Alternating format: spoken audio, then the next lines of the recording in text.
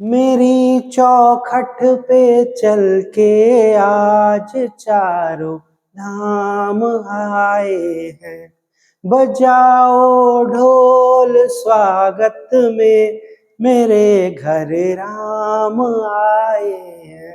जी हाँ, आज हम लोग प्रभु श्री राम का नाम इसलिए ले रहे हैं क्योंकि आज का जो सेशन होने वाला है इसमें हम लोग जानेंगे कि प्रभु श्री राम के लिए जो अयोध्या में मंदिर बनने वाला है, ठीक है, तो उसके बारे में हम लोग बहुत सारा फैक्ट्स को जानेंगे कि कैसे इस मंदिर की स्थापना हुई, किन्होंने इस मंदिर को ध्वस्त कराया, फिर कैसे जो है कितने मुश्किल परेशानियों के बाद फिर से यह मंदिर किन किन परिस्थितियों के बावजूद भी बनाया गया, और भी इसमें बहुत सारे इंपॉर्टेंट फैक्ट्स को जानेंगे।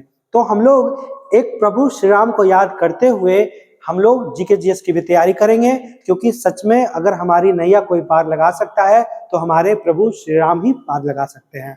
तो आज का जो सेशन होने वाला है स्टैटिक जीके का, वो काफी ज्यादा इंपॉर्टेंट होने वाला है, क्योंकि आज हम लोग सेशन नंबर 22 पढ़ेंगे और इसमें हम लोग किन किन प्रश्नों को देखेंगे। तो इसमें हम लोग देखेंगे कि अयोध्या का राम मंदिर किस शैली में बनवाया गया था। साथ ही हम लोग देखेंगे कि महाविवाद सूत्र किसने लिखी थी। फिर हम लोग साइंस के कुछ प्रश्नों को देखेंगे, जिसमें देखेंगे कि मलेरिया शब्द का सर्वप्रथम प्रयोग किसने किया था। और भी बहुत सारा प्रश्न है, जैसे कि तूफानी हिंदू किसे कहा जाता है, अंडमान द्वीप समूह को निकोबार द्वीप समूह कौन सा डिग्री चैनल यूज करता है। तो कुछ हम लोग हिस्ट्री का क्वेश्चन, कुछ हम लोग पॉलिटी का क्वेश्चन, कुछ हम लोग साइंस का क्वेश्चन, सब मिलाकर एक जो कंप्लीट स्टैटिक जीके का ये जो सेशन बनेगा उसमें हम लोग बहुत सारे प्रश्नों को सीखेंगे सालों मिस के साथ। तो मिस आप यहाँ आए और एक बहुत ही इंपॉर्टेंट सेशन की शुरुआत करें। तो चलिए देखते हैं आज का इंपॉर्टेंट सेशन, सेट नंबर 22। आते हैं क्वेश्चन नंबर फर्स्ट पे। चलिए देखते हैं। देखिएगा क्वेश्चन नंबर फर्स्ट क्या बोल रहा है, अयोध्या का राम मंदिर किस शैली में बनाया जा रहा है। जी हाँ, अभी बना नहीं है, बन के तैयार होगा 2025 में। अभी क्या हो रहा है कि 22 जनवरी 2024 को इस मंदिर का उद्घाटन हो रहा है, और आप समझ पा रहे होंगे कि मंदिर बना नहीं है, उसके बावजूद अभी उद्घाटन किया जा रहा है। उसका एक बहुत बड़ा रीजन है चुनाव।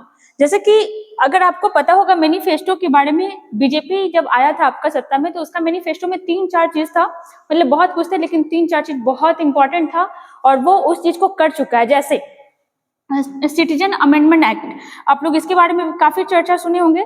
सिटीजन अमेंडमेंट एक्ट जो था आपका, ये भी उसका मैनिफेस्टो में था। दूसरा ट्रिपल तलाक, ठीक है, जिसको 3 तलाक कहते हैं, 3 तलाक को भी खत्म कर दिया गया। कश्मीर से 370 हटाना था, ये भी खत्म हो गया। मतलब मैनिफेस्टो में जो भी इंपॉर्टेंट और बड़ा बड़ा चीज था वो सारा बीजेपी करते गया। जैसे राम मंदिर विवाद को सुलझाना, ये भी चीज था, और ये भी फाइनली हो चुका, तभी तो मंदिर बन रहा है। और फिर एक चीज और है जो अभी तक हुआ नहीं है, देखिए क्या होता है इसका, यूनिफॉर्म सिविल कोड, ठीक है, यूसीसी जिसको कहते हैं, सिविल कोड, इसको भी कहा गया था कि इसको भी लागू किया जाएगा सारे राज्य में। तो देखिए इसका क्या होता है। तो लगभग आपका बीजेपी सारे चीज को पूरा कर चुका है, इंप्लीमेंट कर चुका है। चलिए, अब यहाँ पे बात हो रहा था अयोध्या का राम मंदिर, तो वो भी इनके मैनिफेस्टो में था, हिंदू राष्ट्र वाला। और यहाँ पे किस शैली में राम मंदिर बनाया जा रहा है। जैसे 1-2 दिन पहले के सेशन में भी हम लोग मंदिर के बारे में चर्चा किए थे, और ये देखिए कि इस टाइप का होगा हमारा राम मंदिर से रिलेटेड क्वेश्चन हम लोग एक और अलग सेशन करेंगे, उसमें प्रॉपर राम मंदिर के बारे में सब कुछ जानेंगे। आज थोड़ा बहुत देखते हैं इसके बारे में। आपसे पूछ रहा है कि ये जो मंदिर का शैली आप देख पा रहे हो, ये किस शैली में बना हुआ है।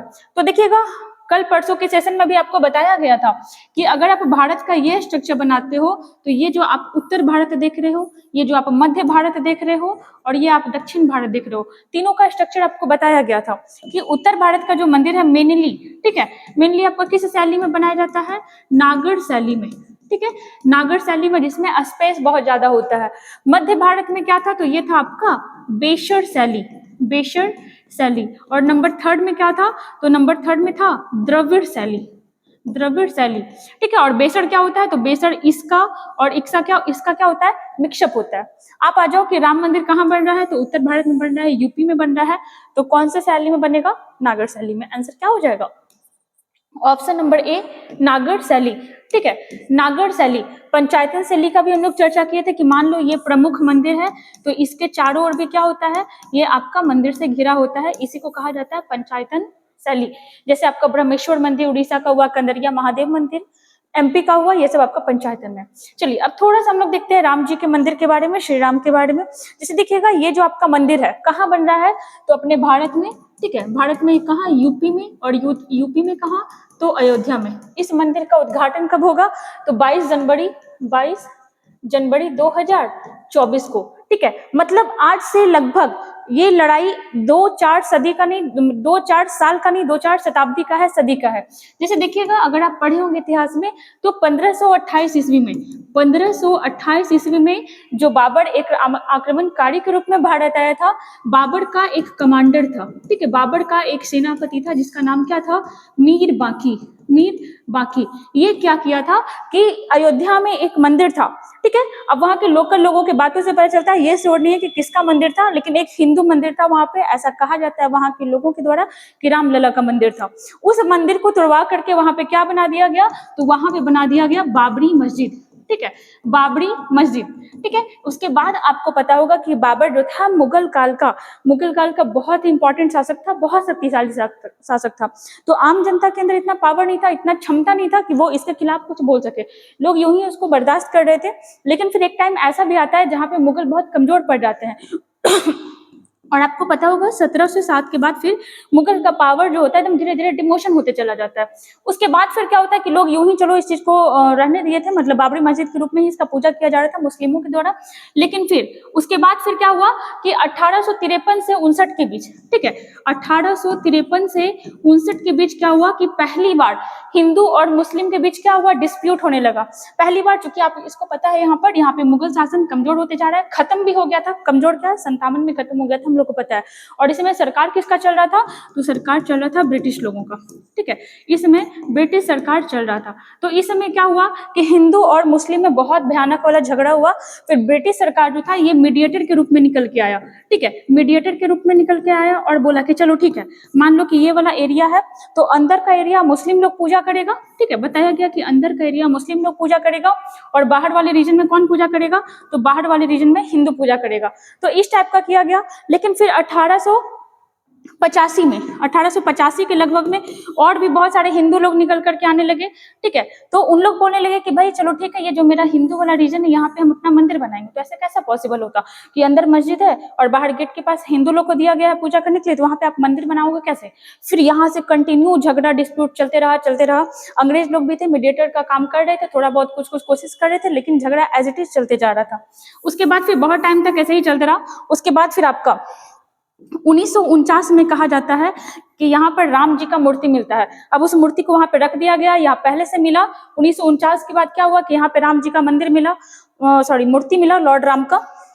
फिर धीरे धीरे आपको ये भी पता होगा 1990 के टाइम में एक बहुत बड़े बीजेपी के नेता, ठीक है, लाल कृष्ण आडवाणी ये एक रथ यात्रा निकलवाते हैं। लाल कृष्ण आडवाणी एक रथ यात्रा निकालते हैं, कहाँ से कहाँ तक का, तो गुजरात से यूपी तक का, ठीक है। इसी मंदिर के लिए ही एक रथ यात्रा निकालते हैं 1990 में। लेकिन आपको पता होगा कि बिहार में ही इनको नजरबंद करवा दिया जाता है लालू प्रसाद यादव के द्वारा। किनको, लाल कृष्ण आडवाणी जी को। उसके बाद फिर 1992 में क्या होता है कि ये जो आपका मस्जिद था, ठीक है, फाइनली यहाँ पे पूरा का पूरा अधिकार मुस्लिम लोग का ही हो जाता है और 1992 में इस मस्जिद को तोड़वा दिया जाता है, बाबरी मस्जिद को। उसके बाद फिर होता है क्या, बहुत ज्यादा डिस्प्यूट हो गया। फिर ये पूरा का पूरा मामला को समेट करके कहाँ भेज दिया जाता है, सुप्रीम कोर्ट में। और सुप्रीम कोर्ट तक पहुंचता है तो सुप्रीम कोर्ट में पूरे के पूरे इस मंदिर को पूरा क्लोज कर दिया जाता है, मंदिर या मस्जिद अब जो बोलो, इसको पूरा क्लोज कर दिया जाता है। अब चूंकि क्लोज कर दिया गया तो अब ये मैटर हो जाता है गवर्नमेंट और सुप्रीम कोर्ट के बीच का।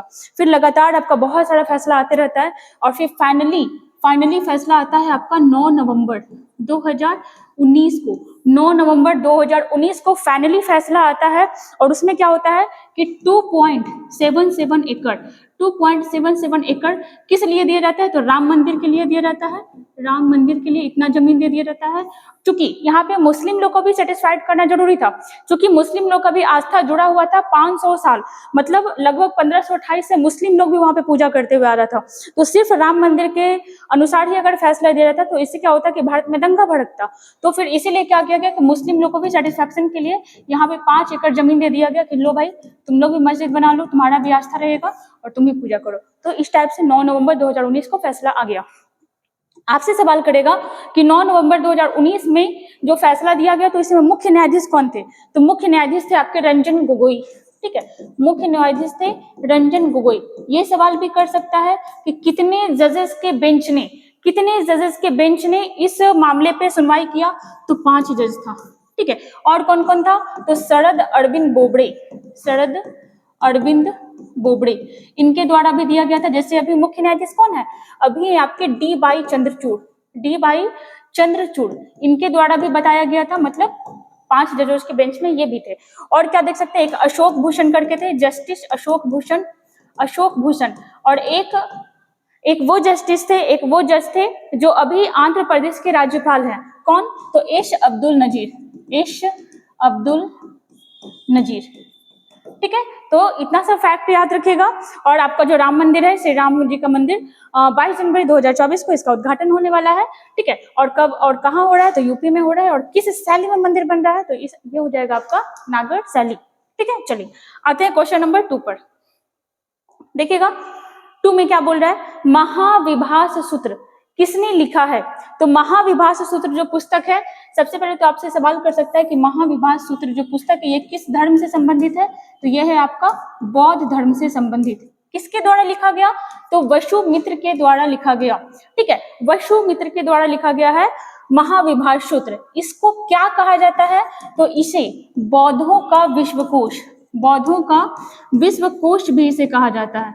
बौद्धों का विश्वकोश या शब्दकोश। ठीक है, शब्दकोश इसे कहा जाता है।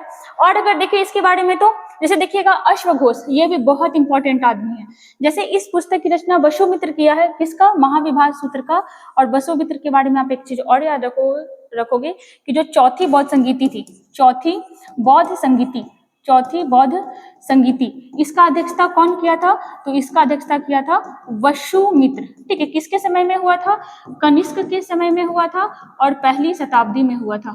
ठीक है, या फिर इसको आप एडी कह सकते हो। चलो आगे देखते हैं। जैसे बात करें अश्वघोष के बारे में, तो अश्वघोष जो थे ये चौथी बौद्ध संगीति के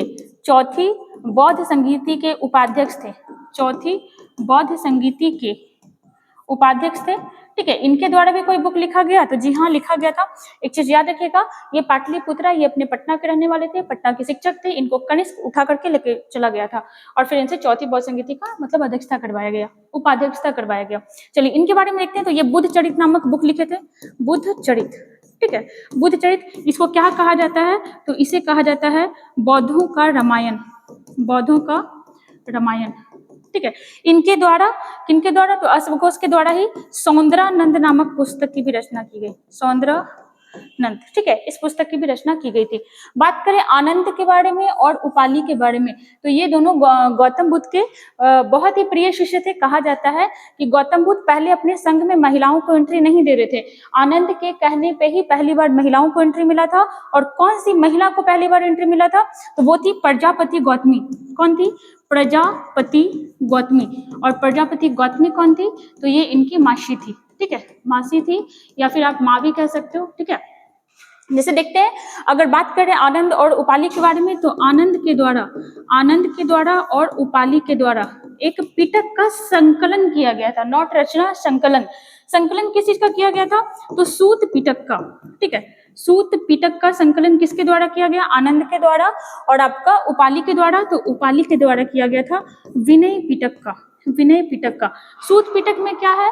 तो गौतम बुद्ध जो भी उपदेश दिए हैं उसका संकलन किया गया है सूत पिटक में। किसके द्वारा? तो बुद्ध के द्वारा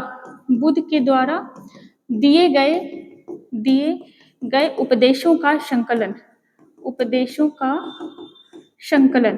ठीक है, और यहाँ पे क्या है विनय पिटक में? तो जो बौद्ध संघ हुआ करता था, वहां बौद्ध भिक्षुओं के लिए कौन सा नियम होगा, कौन सा कानून होगा, उस चीज का चर्चा कहाँ किया गया? तो विनय पिटक में। ठीक है, चलिए आंसर याद रखिएगा, ऑप्शन नंबर बी, वसुमित्र।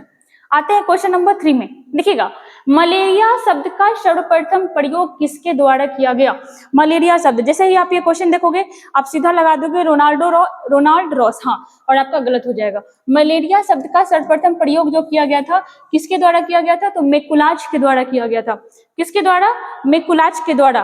और लगभग कब किया गया था? तो 1827 ईस्वी में, 1827 ईस्वी में। उसके बाद फिर आइएगा, ये जो लेब्रन है, ठीक है, ये जो लेब्रन नाम का आदमी है, सबसे पहले ये जो लेब्रन है, इसके द्वारा सबसे पहले क्या किया गया? तो एक व्यक्ति था जिसका तबीयत खराब था, उस व्यक्ति के ब्लड में, ठीक है, एक व्यक्ति के ब्लड में एक प्लाज्मोडियम यह देखा। एक बीमार व्यक्ति का जब ये ब्लड टेस्ट किया तो उसके ब्लड में एक प्लाज्मोडियम देखा, ठीक है, जिसको हम लोग परजीवी कहते हैं। क्या देखा? ये प्लाज्मोडियम देखा, लेकिन कुछ खास पता नहीं लगा पाया, ठीक है, प्लाज्मोडियम। और ये क्या था? तो ये एक प्रकार का परजीवी था, ठीक है, परजीवी था, इसी को प्रोटोजुआ कहते हैं।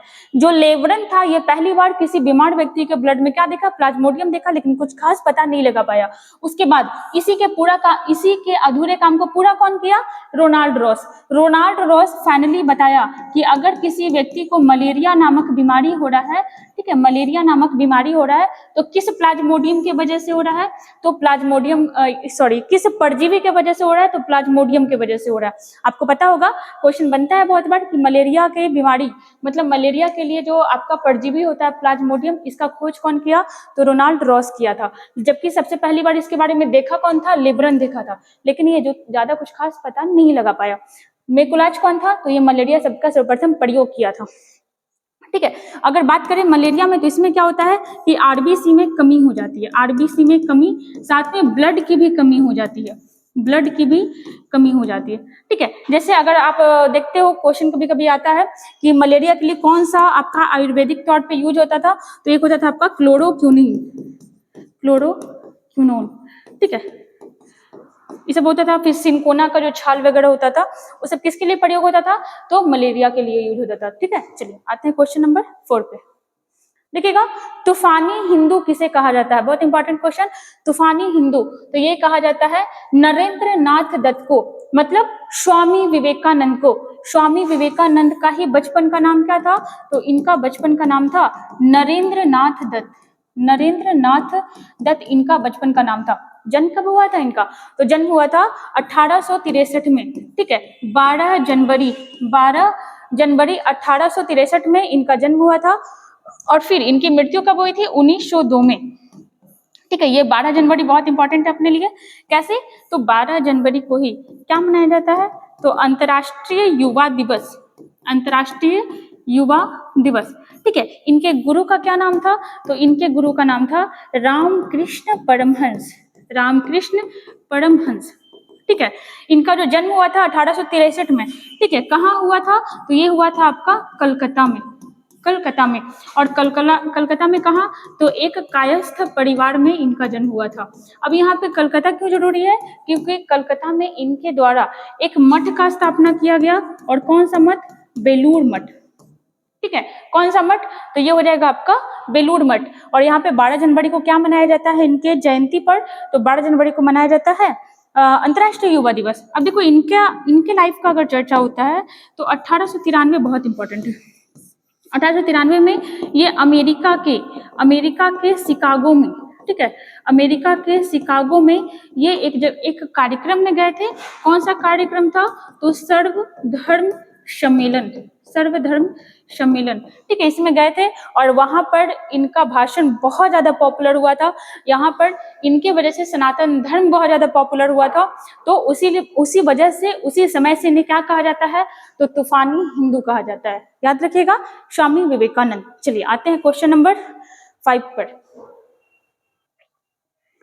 तो देखिएगा, आते हैं यहाँ पे क्वेश्चन नंबर 5 में। क्वेश्चन कर रहा है आपका, अंडमान द्वीप समूह को निकोबार द्वीप समूह से कौन सा चैनल अलग करता है, ठीक है। देखिएगा, हम लोग जानते हैं कि हमारा एक यूनियन टेरिटरी है अंडमान निकोबार द्वीप समूह, जिसमें एक हिस्सा अंडमान का है और एक हिस्सा आपका निकोबार का है। चलिए यहाँ पे इस क्वेश्चन को हम लोग छोड़ते हैं, यहाँ पे आते हैं, जिससे बहुत सारे फैक्ट्स हम लोग देखेंगे। आते हैं इस क्वेश्चन पे, देखिएगा।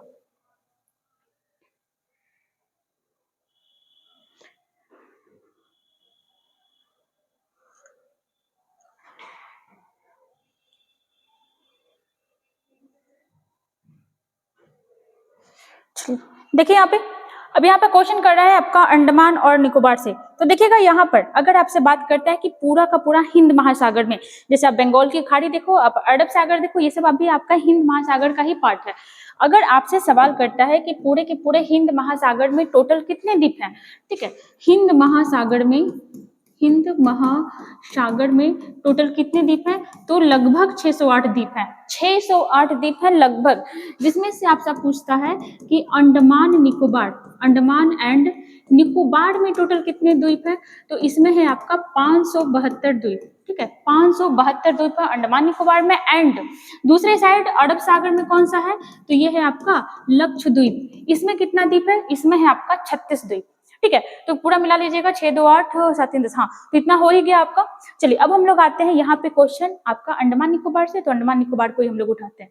चलिए पहले आइएगा यहाँ पे अंडमान निकोबार, इसमें इसको मरकत द्वीप भी कहा जाता है, मरकत द्वीप, ठीक है। कितना द्वीप है इसमें, तो लगभग 572 द्वीप है। देखिएगा अब अलग अलग भाग में बटा हुआ है, कैसे कैसे, चलिए यहाँ पे हम लोग देखते हैं थोड़ा सा। जैसे सबसे पहले इसको आइएगा, अब ये भारत का मैप नहीं, आप बस जो हम आपको समझा रहे हैं वो समझिए। यहाँ पे चलिए मान लेते हैं कि ये आपका एक द्वीप है जिसको हम लोग कहते हैं कोको द्वीप। आप लोग अपने कॉपी में इस टाइप का स्ट्रक्चर बना लीजिएगा, कोको द्वीप। फिर ये हो जाएगा आपका लैंडफॉल द्वीप,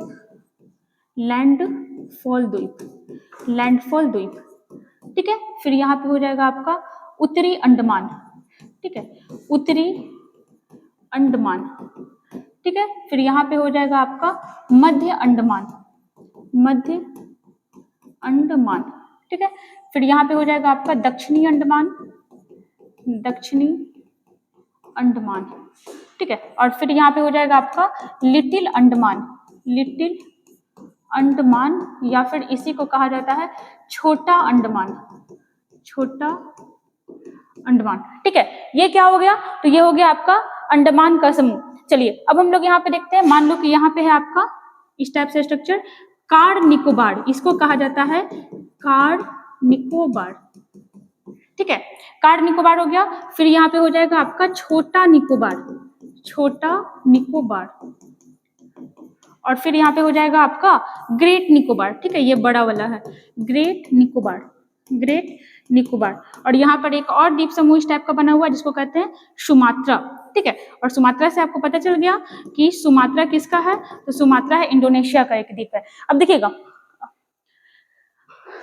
एक बार क्लियर दिख रहा है, चलिए तो देखिएगा यहाँ पे इतना सारा द्वीप है। अब इसी में आपको क्वेश्चन फंसाएगा कि कौन से निकोबार, मतलब इतना सारा निकोबार देखने और अंडमान देखने के बाद बच्चा का दिमाग खराब हो जाता है। अब देखिए यहाँ पे क्या ज्यादा कुछ नहीं है, सबसे पहले कोको द्वीप जो है आपका म्यांमार का है, कोको द्वीप जो है आपका किसका है, तो कोको द्वीप जो है आपका म्यांमार का है, ठीक है, ये म्यांमार का हिस्सा है, कोको द्वीप हिंद महासागर में है, ठीक है। और ये लैंडफॉल द्वीप, आपसे क्वेश्चन करता है कि कोको द्वीप, एकदम ध्यान से सुनना है, आपसे क्वेश्चन करेगा कि कोको द्वीप और लैंडफॉल द्वीप के बीच कौन सा चैनल है, या आपसे पूछेगा कि म्यांमार को भारत से कौन सा चैनल अलग करता है। तो जी हाँ, आपको पता है कि अंडमान किसका है, भारत का है, कोको द्वीप किसका है, म्यांमार का है। तो यहाँ पे एक चैनल है और इस चैनल का नाम क्या है, यहाँ पे लिख रहे हैं, इस चैनल का नाम है कोको चैनल, ठीक है। तो आपको ये पता चल गया कि कोको चैनल जो है या तो लैंडफॉल द्वीप या फिर कोको द्वीप के बीच में है, या फिर कोको द्वीप या उत्तरी अंडमान या फिर मतलब भारत के बीच में। तो एक चीज क्वेश्चन से ये बना। दूसरा देखिएगा कितने प्रकार का अंडमान है, तो उत्तरी अंडमान है, मध्य अंडमान है, दक्षिणी अंडमान है और लिटिल अंडमान है, ठीक है। ये हो गया आपका अंडमान का पार्ट। नीचे आते हैं, नीचे है आपका कार निकोबार, छोटा निकोबार एंड ग्रेट निकोबार, 3 प्रकार का निकोबार हुआ। अब इसी के बीच आपका क्वेश्चन पूछते रहता है कि कौन सा चैनल किसके बीच है। तो सबसे पहले तो यहाँ पे आइएगा, जैसे एक चीज और है सुमात्रा, ठीक है, सुमात्रा किसका भाग है, इंडोनेशिया का। आपसे पूछेगा कि भारत और इंडोनेशिया के बीच कौन सा चैनल सीमा बनाता है, तो कौन सा हो जाएगा, तो हो जाएगा आपका ग्रेट चैनल, ठीक है। कौन सा चैनल हो जाएगा, तो ये हो जाएगा आपका कौन सा चैनल, ग्रेट चैनल। वहीं अगर हम लोग देखें, अब देखो अंडमान और निकोबार के पूछता है, ठीक है, तो यहाँ पे हो जाएगा आपका छोटा निकोबार और कार निकोबार। बहुत बार मैक्सिमम टाइम क्वेश्चन तो ये पूछ लेता है कि छोटा निकोबार और कार निकोबार, सॉरी छोटा अंडमान और कार निकोबार। क्या पूछेगा? छोटा अंडमान या कार निकोबार। या फिर अगर ऐसे नहीं पूछेगा तो क्या पूछेगा कि अंडमान और निकोबार के बीच कौन सा चैनल है, अंडमान और निकोबार को कौन सा चैनल पृथक करता है। तो इसको कौन सा चैनल पृथक करता है? तो ये हो जाएगा आपका 10 डिग्री चैनल। 10 degree channel. ये क्या किया कि पूरा ऊपर का ऊपर अंडमान है और नीचे का नीचे पूरा क्या है? निकोबार। तो अंडमान और निकोबार को एक दूसरे से अलग कौन करेगा? तो अंडमान और निकोबार को अलग करता है 10 डिग्री चैनल। ठीक है, वहीं पे देखिएगा कोको द्वीप जो हो गया और लैंडफॉल द्वीप के बीच कौन सा बनाता है सीमा? तो ये हो जाएगा कोको चैनल। एक चीज और आपसे क्वेश्चन करता है कि अंडमान निकोबार द्वीप समूह के सबसे ऊंची चोटी कहां पर है? तो ये है आपका उत्तरी अंडमान में। क्या क्वेश्चन करता है कि अंडमान निकोबार द्वीप समूह में सबसे ऊंची चोटी कौन सी है या फिर कहां पर है? तो उत्तरी अंडमान में बसी हुई है और उस चोटी का नाम क्या है? उस चोटी का नाम है सैडल पीक। सैडल पीक, ठीक है, सैडल पीक। ठीक है, तो यहाँ से याद रखिएगा, यहाँ पे आंसर क्या हो जाएगा? 10 डिग्री चैनल। और एक चीज आप और याद रखिएगा कि जो आपका अंडमान निकोबार है ये किसका हिस्सा है? तो ये हिमालय पर्वत का हिस्सा है। ठीक है, किसका हिस्सा है? हिमालय पर्वत का। जैसे अगर ये अपना भारत है और यहाँ से अगर हिमालय पर्वत ऐसे आती है तो उत्तर पूर्वी भारत की ओर होते हुए ऐसे यहाँ पे पटकाई बुम का पहाड़ी है, ऐसे नागा पहाड़ी है, ऐसे आपका मणिपुर की पहाड़ी है और ऐसे मिजोरम की पहाड़ी है। और फिर यही चीज नीचे नीचे आके क्या होता है कि बंगाल की खाड़ी में गिर जाती है। तो यही वाला एरिया क्या कहलाता है? अंडमान निकोबार। आपसे क्वेश्चन कर सकता है कि अंडमान निकोबार द्वीप समूह जो है किस पहाड़ का हिस्सा है? तो हिमालय का हिस्सा है। ठीक है, चलिए यहाँ पे आंसर हो जाएगा हमारा 10 डिग्री चैनल। और इतना सारा अंडमान और इतना सारा निकोबार होता है और सब एक दूसरे से अलग होता है। चलिए आते हैं क्वेश्चन नंबर 6 पर। 24वां संविधान संशोधन द्वारा किस अनुच्छेद में संशोधन किया गया है? इंपॉर्टेंट क्वेश्चन है, दरोगा के मेंस में ये क्वेश्चन बना हुआ था कि 24वां संविधान संशोधन द्वारा क्या कुछ खास किया गया था। तो देखिएगा 24वां संविधान संशोधन के द्वारा आर्टिकल 13 और आर्टिकल 368 दोनों में अंतर किया गया था, दोनों में चेंजेस किया गया था। क्या किया गया था? तो देखिए आर्टिकल 368 में क्या बताया गया कि मूल अधिकार में ये कहा गया कि जो 368 में क्या दिया हुआ है? सबसे पहले तो 368 में दिया हुआ है संविधान संशोधन के बारे में। संविधान संशोधन मतलब संसद को यह अधिकार मिल गया कि आप 368 का यूज करके हमारे संविधान के जितने भी भाग हैं सब में आप क्या कर सकते हो? सब में आप संशोधन कर सकते हो। ये आपका पावर है। किस संशोधन के तहत दिया गया? 24वां संशोधन। आपका दरोगा का मेंस में क्वेश्चन ये नहीं था। दरोगा के मेंस में क्या क्वेश्चन दिया हुआ था कि संविधान संशोधन विधेयक पर राष्ट्रपति को साइन करने के लिए मजबूर या फिर आप क्या कर सकते हो, मतलब किया गया कि भाई आपको साइन करना ही पड़ेगा राष्ट्रपति जी। ठीक है, तो ये चीज राष्ट्रपति को संविधान संशोधन विधेयक पे साइन करना ही होगा। ये चीज किससे इंप्लीमेंट किया गया? तो 24वां संविधान संशोधन 1971 के द्वारा। 24वां संविधान संशोधन 1971 के द्वारा राष्ट्रपति के ऊपर प्रेशर बनाया गया, राष्ट्रपति को बाधित किया गया। क्या कहेंगे भाई, जो भी शब्द है, राष्ट्रपति को बाधित किया गया, प्रतिबंधित किया गया कि जो भी संविधान संशोधन विधेयक आएगा आप उस पर साइन करोगे ही करोगे। ठीक है, तो ये हो गया आपका 24वां के अकॉर्डिंग। और आते हैं हम लोग क्वेश्चन नंबर 7 पे। अच्छा क्वेश्चन है, ज्ञानपीठ पुरस्कार कितनी भाषाओं के लिए दिया जाता है? ज्ञानपीठ पुरस्कार साहित्य के लैंग्वेज में, मतलब साहित्य की दृष्टि से दूसरा सर्वोच्च पुरस्कार है। दूसरा बोल रहा है, इसमें पहला कौन है? तो पहला है आपका साहित्य अकादमी पुरस्कार। आपसे सवाल किया है कि ज्ञानपीठ पुरस्कार कितनी भाषाओं के लिए दिया जाता है? तो ये दिया जाता है 22 भाषाओं के लिए। 22 भाषा, कौन कौन सा भाषा? वही सब भाषा जो 8वीं अनुसूची में लिखा गया है। जो 8वीं अनुसूची में लिखा गया है वही सारे भाषाओं में ज्ञानपीठ पुरस्कार दिया जाता है। इसकी स्थापना कब हुई थी? 1961 में हुई थी। ठीक है, कितनी भाषाओं के लिए दिया जाता है? तो 22 भाषाओं के लिए। और इस 22 भाषाओं का चर्चा कहाँ है? तो 8वीं अनुसूची में। 8वीं अनुसूची में किसी को दिया गया? तो एक नहीं, बहुत सारे लोगों को दिया गया। सबसे पहले किसको दिया गया? तो सबसे पहले मेल में देखते हैं। मेल में दिया गया जी शंकर कुरुप। जी शंकर कुरुप को। ठीक है, जी शंकर कुरुप को किसके कवि थे, मतलब किस भाषा के कवि थे? तो मलयालम कवि थे। ठीक है, मलयालम भाषा के कवि थे। और इनके पुस्तक का क्या नाम था? तो ओड कुज्झल। ठीक है, ओड कुज्झल इनके पुस्तक का नाम था। इसके लिए इनको ज्ञानपीठ पुरस्कार सबसे पहला वाला मिला था। क्या किसी महिला को मिला है? तो ऑब्वियस सी बात है, महिला को मिला ही होगा इतने सालों में। तो ये मिला है आशापूर्णा देवी को। आशापूर्णा देवी। ठीक है, एक और पुरस्कार है साहित्य का, वो भी आप याद रखना। कौन सा पुरस्कार? तो साहित्य अकादमी पुरस्कार। साहित्य अकादमी पुरस्कार। ठीक है। साहित्य अकादमी पुरस्कार, ये भी साहित्य का ही सर्वोच्च पुरस्कार है। स्थापना कब हुई थी? 1954 में। 1954 में ही आपका भारत रत्न का भी स्थापना हुआ। पद्म पुरस्कार का भी स्थापना कब हुआ? 1954 में। ये कितनी भाषाओं के लिए दिया जाता है? तो इसको देखो आप कैसे याद रखोगे, इसको आप याद रखोगे 22 + 2, मतलब कि इन 22 भाषाओं में तो दिया ही जाएगा, 2 भाषा और है। तो कौन सा 2 भाषा और है? तो एक है आपका राजस्थानी, राजस्थानी, और दूसरा हो जाएगा आपका इंग्लिश। ठीक है, इंग्लिश। आपको पता होना चाहिए कि 22वीं जो 8वीं अनुसूची में जो 22 भाषा है उसमें इंग्लिश नहीं है, उसमें इंग्लिश नहीं है। तो इंग्लिश और राजस्थानी को इसमें ऐड करके मतलब साहित्य अकादमी पुरस्कार कितनी भाषाओं के लिए दिया जाता है? 24 भाषाओं के लिए। ठीक है, चलिए आते हैं क्वेश्चन नंबर नेक्स्ट में।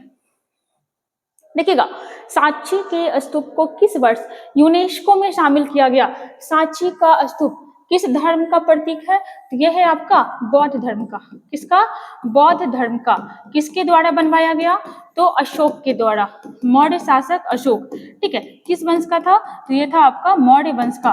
ठीक है, कब बनवाया? तो 3री शताब्दी ईसा पूर्व, 3री शताब्दी ईसा पूर्व में इसको बनवाया गया था। अगर बात करें इसको कब शामिल किया गया यूनेस्को में, तो 1989 में। 1989 में भारत का कोई भी साइट सबसे पहली बार यूनेस्को में कब डाला गया? 1983 में। कब डाला गया? 1983 में। क्या क्या डाला गया था? तो आगरा का किला, टोटल 4 चीज था। ठीक है, आगरा का किला, ठीक है, आगरा का किला डाला गया, ताजमहल डाला गया, ताजमहल। ठीक है, बाकी का 2 आप लिख देना कमेंट में कि कौन सा और 2 साइट डाला गया था। ठीक है, आपका एलोरा का गुफा वगैरह था, तो 4 साइट डाला गया था। चलिए आगे आते हैं। देखिए 84 में भी देख लीजिएगा थोड़ा सा। 1984 में किसको डाला गया था? तो कोणार्क का सूर्य मंदिर। ठीक है, 1984 में कोणार्क का सूर्य मंदिर, कोणार्क का सूर्य मंदिर को डाला गया। और किसी को डाला गया था क्या? तो जी हाँ, डाला गया था महाबलीपुरम को, महाबलीपुरम को। ठीक है, चलिए बाकी 2 आप कमेंट करके बताइएगा कि और कौन सा 2 साइट था। 4 साइट को टोटल डाला गया था। आते हैं क्वेश्चन नंबर 9 में। ईरान का नेपोलियन, अच्छा क्वेश्चन है, ईरान का नेपोलियन किसे कहा जाता है? तो देखिएगा, ईरान का जो नेपोलियन कहा जाता है नादिर शाह को कहा जाता है। किसको कहा जाता है? नादिर शाह को। चलिए आते हैं नादिर शाह के बारे में। यह ईरान का आक्रमणकारी था। ठीक है, यह ईरान का आक्रमणकारी था, ईरान का आक्रमणकारी, जो कहा जाता है कि बहुत ही खूंखार था। ठीक है, अपने भारत में आया था, भारत में आया था। ठीक है, और कब आया था? तो मोहम्मद शाह रंगीला के टाइम में, मोहम्मद शाह रंगीला के टाइम में आया था। ठीक है, और बहुत कुछ भारत से लेकर चला गया था, जैसे कोहिनूर हीरा। ठीक है, कोहिनूर हीरा ये लेके चला गया था। मुगल लोगों का एक सिंहासन था जिसको मयूर सिंहासन कहा जाता था। ठीक है, मयूर सिंहासन, उसी पे उसी पर लगा हुआ क्या था? कोहिनूर हीरा, उसको लेकर के चला गया। तख्ते हाउस को लेकर चला गया, हाउस। ठीक है, ऐसे ही कुछ था, तख्ते हाउस को लेकर के चला गया। ये सारा चीज कौन लेकर के चला गया था? तो नादिर शाह। किसके समय में आया था? मुगलों के समय में आया था, मोहम्मद शाह रंगीला के समय में आया था। बहुत ही कमजोर शासक था। इसी के बाद तो अंग्रेज को समझ में आया। कब आया था? तो ये आया था आपका 1739 में। ठीक है, कब आया था? 1739 में। और हम लोग को पता है कि जो अंतिम पावरफुल मुगल शासक कौन था? तो ये था आपका औरंगजेब, जिसकी मृत्यु कब हो गई थी? 1707 में। एक बार अंग्रेज लोग को औरंगजेब बहुत मार मारा था, तो और अंग्रेज लोग बहुत डरा हुआ रहता था मुगलों से कि बहुत मार मारता है भाई इन लोग, तो डरा हुआ था। लेकिन जब ये वाला इंसिडेंट हुआ, ईरान का आक्रमणकारी आया, उसका कुर्सी लेके भाग गया। देखिए यहाँ पे कोहिनूर हीरा लेके चला गया, उसका तख्ते हाउस ऐसे ही कुछ था, उस पर बैठता था, वो लेके चला गया। तब अंग्रेज लोगों को समझ में आया कि ये सब बकलोल है, इससे कुछ नहीं होने वाला। फिर इन लोग को टॉर्चर करना शुरू किया था, मोहम्मद शाह रंगीला लोग को। एक चीज और देखिएगा, अगर हम लोग बात करें समुद्रगुप्त के बारे में, तो ये अपने भारत के शासक थे और किस वंश के थे? तो गुप्त वंश के थे। सबसे पहले तो आइएगा नेपोलियन के बारे में देखते हैं छोटा सा। नेपोलियन बोनापार्ट, पूरा नाम क्या है? Napoleon Bonaparte. ठीक है, कहाँ का आदमी है ये? तो ये आदमी है फ्रांस का। लगभग किस सदी में था? तो 18वीं सदी में। ठीक है, 18वीं सदी में, 1700 कुछ ईस्वी में थे, तो सदी हो जाएगा 18वीं सदी में। नेपोलियन बोनापार्ट फ्रांस का एक आदमी था जो बहुत ही पावरफुल इंसान बनकर के उभरा था और यूरोप के लगभग देशों पर इसका अधिकार हो गया था। ये था नेपोलियन, फ्रांस का था। चलिए अपने यहाँ हम लोग देखें, ईरान का आक्रमणकारी को कहा गया। ठीक है, चलिए आगे आते हैं। समुद्रगुप्त, ये आदमी गुप्त वंश का शासक था और लगभग कितनी शताब्दी में था? 4थी शताब्दी में। ठीक है, 4वीं शताब्दी में। अब देखो कि जो आपका अंग्रेज लोग था ये कैसे हम लोग का इतिहास को बिगाड़ते गया, कैसे बिगाड़ा। आप देखिए कि जो आदमी समुद्रगुप्त 4वीं शताब्दी में था, ठीक है, समुद्रगुप्त 4वीं शताब्दी में था, और ये आदमी कब है, तो ये 18वीं शताब्दी में है। तो ऐसा थोड़ी ये बोलना चाहिए था कि यूरोप का समुद्रगुप्त कौन है, यहाँ पे उल्टा इतिहास लिखा गया। समुद्रगुप्त पहले आया तो इसका ना वहां पे उपनाम यूज करना चाहिए, लेकिन यूज क्या हो रहा है, इसको बोला जा रहा है, समुद्रगुप्त को भी बोला जाता है, समुद्रगुप्त को कहा जाता है भारत का नेपोलियन। ठीक है, पहले तो ये याद रखिएगा। हम लोग रट लेते हैं कि भारत का नेपोलियन कौन है, तो भारत का नेपोलियन है समुद्रगुप्त, यूं ही रट लिए, लेकिन ये स्टेटमेंट गलत होता है। कैसे? क्योंकि नेपोलियन आपका बाद में आया, तो नेपोलियन को कहना चाहिए था कि वो यूरोप का क्या है या फ्रांस का क्या है, समुद्रगुप्त है। खैर वो बुक तो लिखा गया, और हम लोग क्या करते हैं कि इस टाइप से रट भी लेते हैं। यहाँ पे आंसर हो जाएगा option number B, Nadir Shah. ठीक है, ईरान का व्यक्ति था। चलिए लास्ट क्वेश्चन पे आते हैं। गंगा को राष्ट्रीय नदी कब घोषित किया गया? तो ये किया गया था आपका 2008 में। 2008 में गंगा को राष्ट्रीय नदी घोषित किया गया। गंगा नदी की लंबाई कितनी होती है? तो गंगा नदी की लंबाई होती है 2525 किलोमीटर। ठीक है, 2525 किलोमीटर। चलिए ठीक है, और इतना ही रहने देते हैं। चलिए यहाँ पे सेशन हमारा कंप्लीट हुआ विद फैक्ट के साथ। वीडियो अगर अच्छा लगा तो लाइक एंड शेयर जरूर करिएगा और जुड़े रहिए हमारे साथ।